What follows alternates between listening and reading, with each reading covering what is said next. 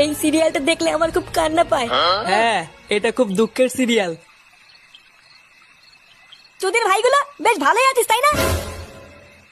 এ কি ফুটো, তুই এখন লেওরা এক হোমোচোদার জন্য আমার ঘুম উড়ে গেছে, আর তোরা এখানে বসে বসে সিরিয়াল দেখছিস?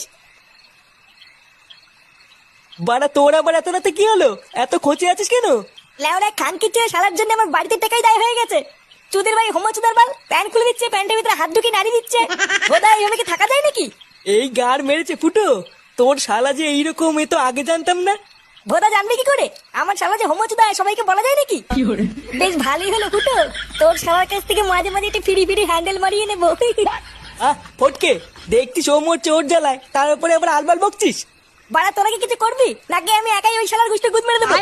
লেওরা তুই অত মাথা গরম করিস না ফুটো, দাঁড়া কাল সকালটা হোক, আমাকে একটু ভাবতে দে কি করা যায়, তারপর তো শালার ব্যবস্থা করছি।